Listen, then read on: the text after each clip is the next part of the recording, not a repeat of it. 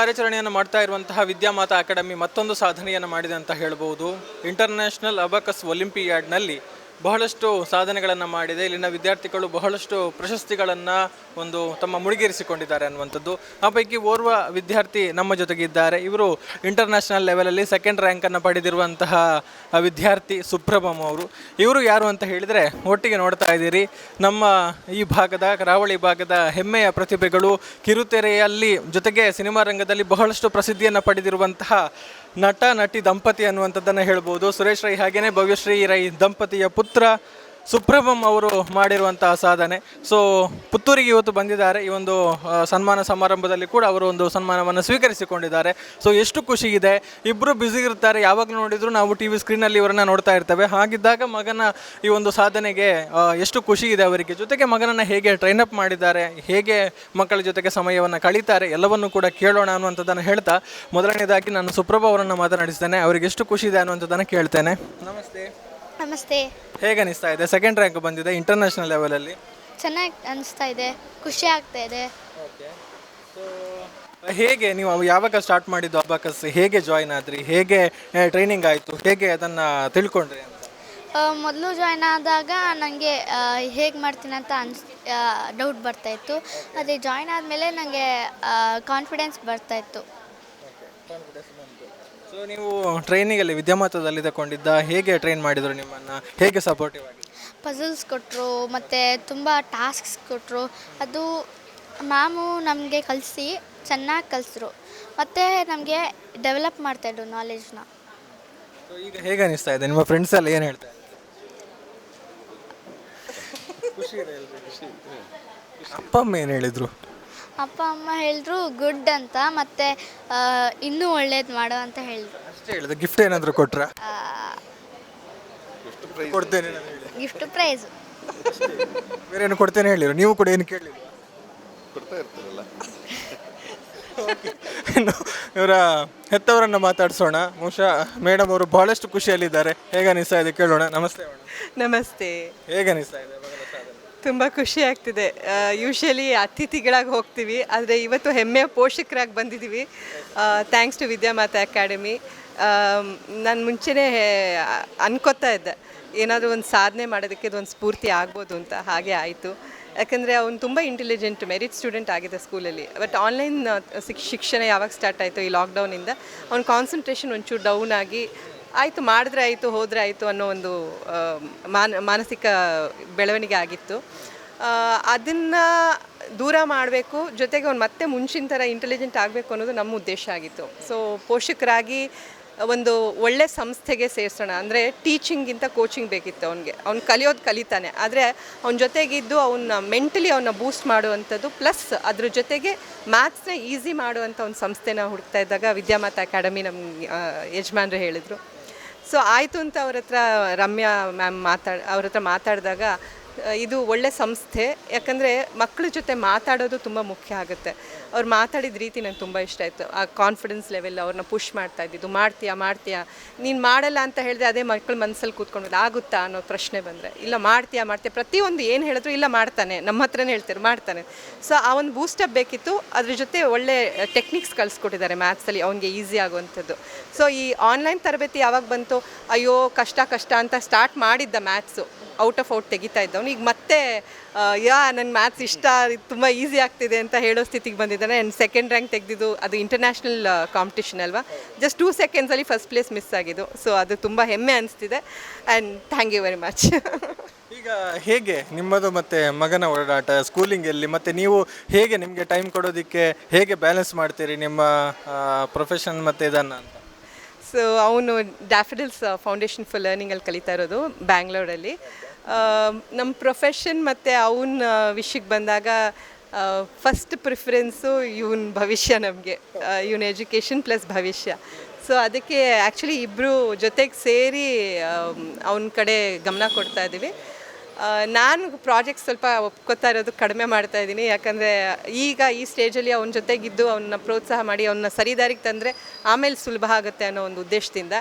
So ಏನೇನು ಬೇಕೋ ಅದನ್ನೆಲ್ಲ ಅವರು ವ್ಯವಸ್ಥೆ ಮಾಡ್ತಾರೆ.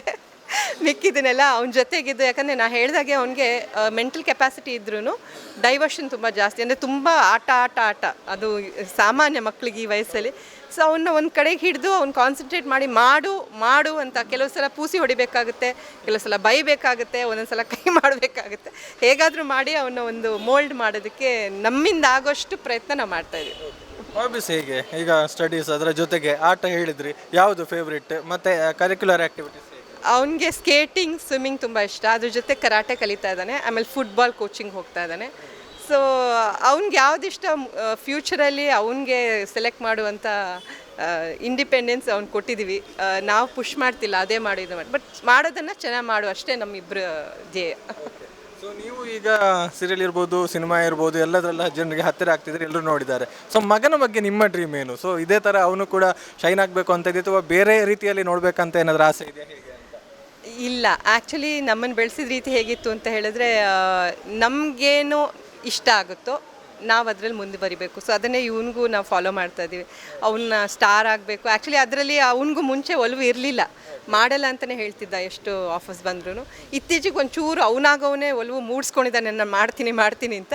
ಸೊ ಅವ್ನಿಗೆ ಹೇಗೆ ಇಷ್ಟನೋ ಹಾಗೆ. ಬಟ್ ಪ್ರಯಾರಿಟಿ ಯೂಶ್ವಲಿ ಸ್ಟಡೀಸಿಗೆ ಇದ್ದೇ ಇದೆ. ಅಂದರೆ ಏನೇ ಮಾಡಿದ್ರು, ಈಗ ನಾನು ಸ್ಕೂಲಿಂದನೇ ಈ ಫೀಲ್ಡಿಗೆ ಬಂದವಳು, ಓದ್ತಾನೆ ಸ್ಕೂಲಿಂದನೇ ನಾನು ಆ್ಯಕ್ಟಿಂಗು ಮಾಡಿದ್ದು. ಬಟ್ ಆ ಟೈಮಲ್ಲೇ ನನಗೆ ಹೇಗೆ ಮಾಡಿದ್ದಾರೆ ಅಂದರೆ, ಇದು ಪ್ರಯಾರಿಟಿ, ಇದು ಒಂದು ಇರಲಿ, ಜೊತೆಗೆ ಹೋಗಬೇಕು, ಹ್ಯಾಂಡ್ಸ್ ಇನ್ ಹ್ಯಾಂಡ್. ಸೊ ನಾನು ಸ್ಕೂಲಲ್ಲಿ ರ್ಯಾಂಕ್ ಸ್ಟೂಡೆಂಟು.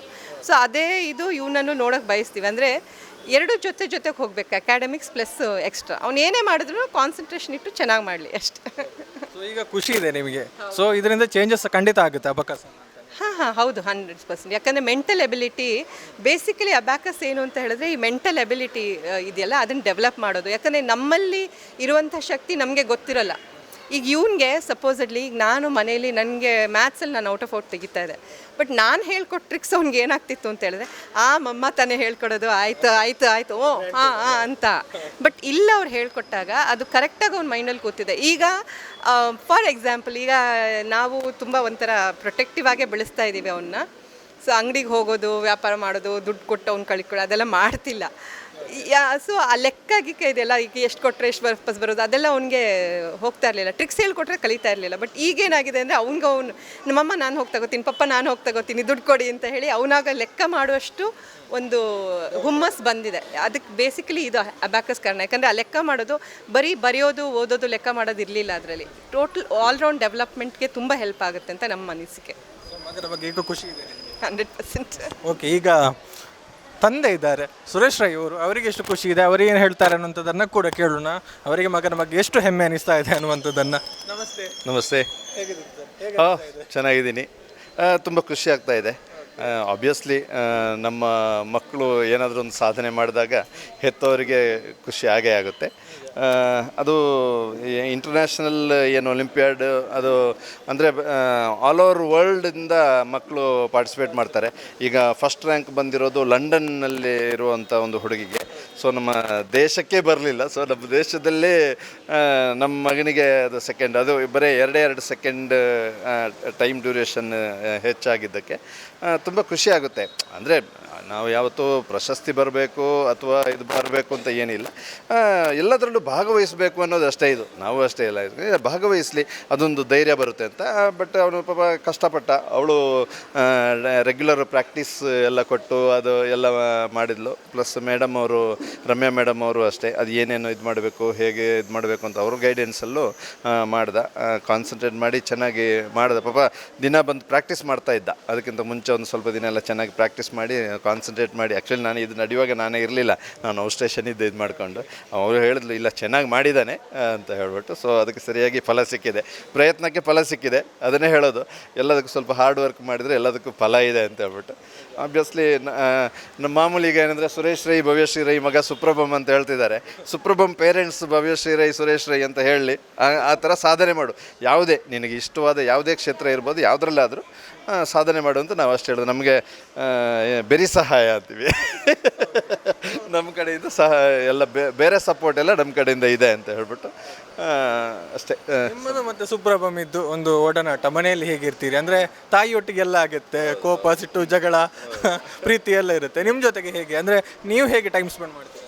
ಇಲ್ಲ, ಆ್ಯಕ್ಚುಲಿ ಏನಾಗುತ್ತೆ, ಈಗ ಮನೆಯಲ್ಲಿ ಹೆತ್ತವರಲ್ಲಿ ಒಬ್ಬರು ಸ್ವಲ್ಪ ಮುದ್ದು ಮಾಡ್ತಾ ಇದ್ದಾಗ ಇಬ್ಬರೂ ತುಂಬ ಮುದ್ದು ಮಾಡಬಾರ್ದು. ಯಾಕಂದರೆ ಅವಳು ಹುಟ್ಟಿ ಬೆಳೆದಿರೋ ವಾತಾವರಣ ಬೇರೆ, ನಾನು ಹುಟ್ಟಿ ಬೆಳೆದಿರೋ ವಾತಾವರಣ ಬೇರೆ. ಅವಳು ಬ್ಯಾಂಗ್ಳೂರು ಸಿಟಿನಲ್ಲೇ ಹುಟ್ಟಿ ಬೆಳೆದು ಆ ಥರ ಇದ್ದಾನೆ, ನಾನು ಹಳ್ಳಿನಲ್ಲೇ ಇದ್ದವನು. ನಮ್ಮ ಮನೆಯಲ್ಲೂ ಹಾಗೆ ಅಮ್ಮ ಮುದ್ದು ಮಾಡೋರು, ಅಪ್ಪ ಸ್ವಲ್ಪ ಸ್ಟ್ರಿಕ್ಟ್ ಇರೋರು. ಸೊ ನಾನು ಅದೇ ಇರಲಿ, ಯಾಕಂದರೆ ಎಲ್ಲರೂ ಇದು ಮಾಡಿದ್ರೆ ಮಕ್ಕಳಿಗೆ ಒಂದು ಇದಿರುತ್ತೆ ಅಂತ ಹೇಳ್ಬಿಟ್ಟು ಎಷ್ಟೇ ನಮಗೂ ಇದು ಮಾಡಿದ್ರೆ ನಾನು ಜಾಸ್ತಿ ತೋರಿಸ್ಕೊಳ್ಳಲ್ಲ, ಜಾಸ್ತಿ ಮುದ್ದು ಮಾಡಲ್ಲ, ಸ್ವಲ್ಪ ನಾನು ಸ್ಟ್ರಿಕ್ಟಾಗಿ ಇರ್ತೀನಿ. ಅವಾಗ ಅವಳು ಇದು ಮಾಡಿದಾಗ ಅದು ಇದ್ದೇ ಇರುತ್ತೆ ಅಲ್ವ, ಎಲ್ಲ ಪೇರೆಂಟ್ಸ್ಗೂ ಇದ್ದೇ ಇರುತ್ತೆ ಮಕ್ಕಳ ಮೇಲೆ. ಆದರೆ ನಾನು ಅಷ್ಟು ಇದು ಮಾಡಲ್ಲ, ಸ್ವಲ್ಪ ರಿಸರ್ವ್ ಆಗಿದೆ. ಯಾಕಂದರೆ ಇರಲಿ, ಹುಡುಗರಲ್ವ, ಒಂದು ಸ್ವಲ್ಪ ಇದಿರಲಿ ಅಂತ ಹೇಳ್ಬಿಟ್ಟು ಅಷ್ಟು. ಸ್ಪೆಷಲ್ ಡ್ರೀಮ್ ಇದೆಯಾ ಮಗನ ಬಗ್ಗೆ, ಕನಸು? ಇಲ್ಲ, ಖಂಡಿತ ಇಲ್ಲ. ಯಾಕೆಂದರೆ ಈಗ ನನಗೆ ಇದ್ದ ಡ್ರೀಮೇ ಬೇರೆ, ನನಗೆ ಇರೋ ಪೊಸಿಷನ್ನೇ ಬೇರೆ. ಸೊ ಹಾಗಾಗಿ ನನಗೆ ಅನುಭವ ಇದೆ. ಯಾಕೆಂದ್ರೆ ನಾನು ಏನು ಆಗಬೇಕು ಅಂತ ಈ ಕಾಲೇಜ್ ಡೇಸಲ್ಲಿ ಇರಬೇಕಾದ್ರೆ ಏನಾಗಬೇಕು ಅಂತಿದ್ದು ಅದಿಲ್ಲ, ಮತ್ತು ಹೋಗ್ತಾ ಬೇರೆ ಏನೋ ಬಿಸ್ನೆಸ್ಸು ಇದರಲ್ಲಿ ಹೋಗೋಣ ಅಂತಿತ್ತು, ಅದು ಆಗಲಿಲ್ಲ. ಬಂದು ಈ ಸಿನಿಮಾ ಫೀಲ್ಡಿಗೆ ಬರ್ತೀವಿ ಅನ್ನೋ ಯಾವ ಸ್ವಲ್ಪನೇ ಸ್ಕೂಲ್ ಡೇಸಲ್ಲಿ, ಕಾಲೇಜ್ ಡೇಸಲ್ಲಿ ಸ್ವಲ್ಪ ತುಳು ನಾಟಕಗಳು ಮತ್ತು ಯಕ್ಷಗಾನದಲ್ಲೆಲ್ಲ ಪಾರ್ಟಿಸಿಪೇಟ್ ಮಾಡಿದ್ದಿದೆ. ಆದರೆ ಇದಾಗ್ತೀವಿ. ಆಮೇಲೆ ನಮಗೆ ಹೋದಾಗ ಸಪೋರ್ಟು ಇರಲಿಲ್ಲ. ನಮ್ಗೆ ಗೊತ್ತು, ನಮ್ಮ ಸೌತ್ ಕೆನಡಾದವರು ಯಾರೂ ಇರಲಿಲ್ಲ. ನಾವು ಈಗ ಬೇಕಾದಷ್ಟು ಜನ ಇದ್ದಾರೆ, ನಮಗೆಲ್ಲ ಏನಿರಲಿಲ್ಲ. ನಾವೇ ಸ್ಟ್ರಗಲ್ ಮಾಡಿಕೊಂಡು ಸ್ಟೆಪ್ ಬೈ ಸ್ಟೆಪ್ ಹೋಗಿ ಎಲ್ಲ ಇದು ಮಾಡಿರೋದು. ಹಾಗೆ ನಮ್ಮ ಪೇರೆಂಟ್ಸ್ಗೂ ಅಷ್ಟು ಇದಿರಲಿಲ್ಲ. ಈಗ ಅವ್ನು ಏನು ಮಾಡ್ತಾನೋ, ಯಾವುದ್ರಲ್ಲಿ ಮುಂದುವರಿತಾನೋ ಅದಕ್ಕೆ ನಾವು ಫುಲ್ ಸಪೋರ್ಟ್ ಮಾಡೋದಷ್ಟೇ. ಅಂತೂ ಈಗ ಒಂದು ಸಣ್ಣ ವಯಸ್ಸಿನಲ್ಲಿ ನಿಮ್ಮೊಂದು ಹೆಮ್ಮೆನ ತಂದು ಕೊಟ್ಟಿಲ್ಲ. ಖಂಡಿತ ಒಂದು ಹೆಮ್ಮೆ ಇದೆ. ಹಿಂಗೆ ಇನ್ನು ಮುಂದುವರಿಯಲಿ ಅಂತ ಹಾರೈಸೋದಷ್ಟೇ. ನಮ್ಮದು ಅದೇ ಹಾರೈಕೆಗಳು, ಇನ್ನೊಂದಷ್ಟು ಸಾಧನೆಗಳು ತಮ್ಮ ಮೂಲಕ ಆಗಲಿ. ಒನ್ಸ್ ಅಗೇನ್ ಕಂಗ್ರ್ಯಾಚುಲೇಷನ್ಸ್, ತಮಗೂ ಕೂಡ ಅಭಿನಂದನೆಗಳು, ಧನ್ಯವಾದಗಳು ಮೇಡಮ್.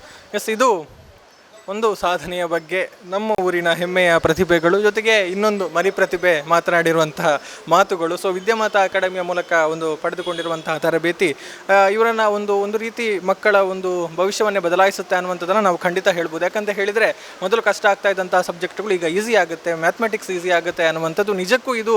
ಅದರ ಜೊತೆಗೆ ಒಂದಷ್ಟು ಸ್ಕಿಲ್ಗಳು ಕೂಡ ಡೆವಲಪ್ ಆಗುತ್ತೆ ಅನ್ನುವಂಥದ್ದು. ಸೊ ಖಂಡಿತ ಇದರ ಪ್ರಯೋಜನ ಎಲ್ಲರಿಗೂ ಸಿಗಲಿ. ಈಗ ನಮ್ಮ ಜೊತೆಗೆ ಮಾತನಾಡೋದಕ್ಕೆ ವಿದ್ಯಾಮಾತಾ ಅಕಾಡೆಮಿಯ ಮುಖ್ಯಸ್ಥರಾಗಿರುವಂತಹ ಭಾಗ್ಯಶ್ರೀ ಅವರಿದ್ದಾರೆ. ಸೊ ಹೇಗೆ ನಡೀತು ಈ ಒಂದು ಕಾಂಪಿಟೇಷನ್, ಇಂಟರ್ನ್ಯಾಷನಲ್ ಲೆವೆಲ್ ಇದ್ದು ಎಷ್ಟು ಜನ ಪಾರ್ಟಿಸಿಪೇಟ್ ಮಾಡಿದ್ರು, ಮತ್ತು ಈಗ ವಿದ್ಯಾರ್ಥಿಗಳ ಸಾಧನೆ ಸೆಕೆಂಡ್ ರ್ಯಾಂಕ್ ಎಲ್ಲ ಬಂದಿದೆ, ಎಷ್ಟು ಖುಷಿ ಇದೆ ಕೇಳೋಣ. ಸರ್ ನಮಸ್ತೆ. ನಮಸ್ತೆ. ಹೇಗೆ ಅನಿಸ್ತಾ ಇದೆ ಸಾಧನೆಯನ್ನು? ತುಂಬ ಖುಷಿ ಆಗ್ತದೆ, ಖುಷಿ ಪಡೋ ವಿಷಯ ಅಲ್ವಾ.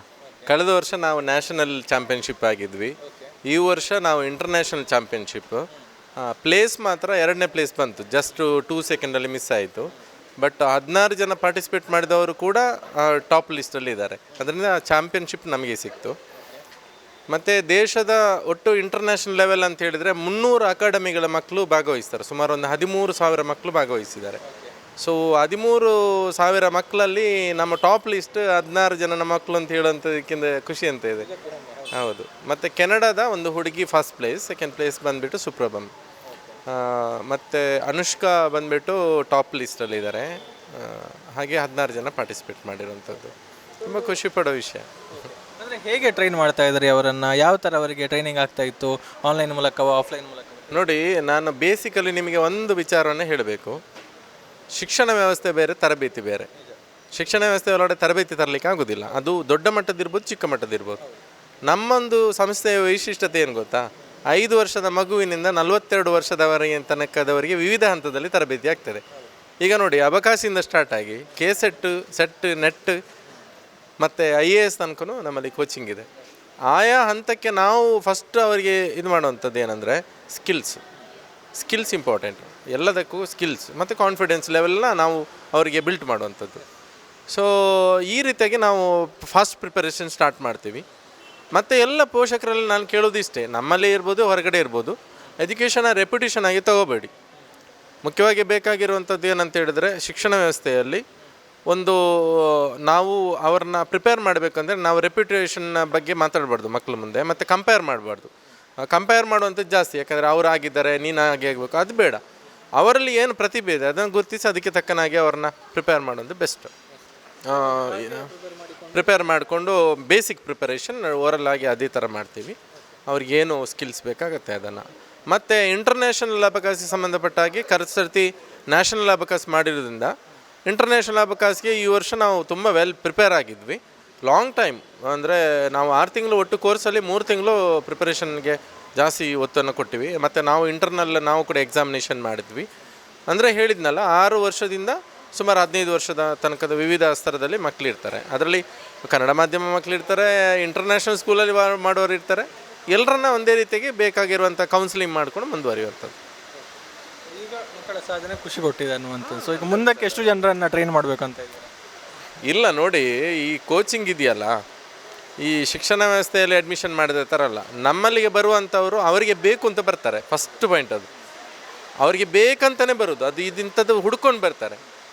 ಆದ್ದರಿಂದಾಗಿ ನಾವೇನು ಮಾಡ್ತೇವೆ, ಎಷ್ಟು ಜನ ಬಂದರೂ ನಾವು ಪ್ರಿಪೇರ್ ಮಾಡ್ತೇವೆ. ನಮಗೆ ಬೇಸಿಕಲಿ ಬೇಕಾಗಿರುವಂಥ 2 ಜನವೋ 200 ಜನವೋ ಪ್ರಶ್ನೆ ಅಲ್ಲ, ಅಲ್ಲಿ ಎಷ್ಟು ಬೇಕು ಅಂತ ಬಂದಿದ್ದಾರೆ ಅದು ವೆರಿ ಇಂಪಾರ್ಟೆಂಟ್. ಈಗ ಕಾಂಪಿಟೇಟಿವ್ ಕೂಡ ಇರ್ಬೋದು, ಅದು ಇಂಪಾರ್ಟೆಂಟ್ ಆಗ್ತದೆ. ನಮ್ಮ ನಡೀತಾ ಇದೆ, ಮಿನಿಮಮ್ ವರ್ಷದಲ್ಲಿ ಒಂದು 100 ಜನ ಔಟ್ಪುಟ್ ಆಗಬೇಕು ಅನ್ನೋದು ಇದೆ.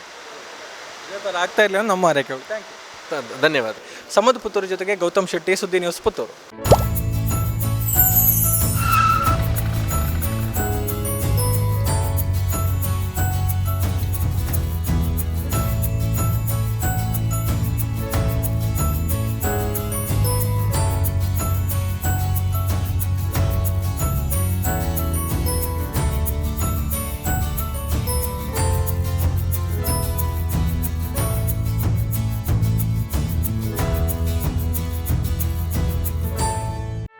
ಸುದ್ದಿ ಚಾನಲ್, ಕ್ಷಣ ಕ್ಷಣದ ಸುದ್ದಿಗಾಗಿ.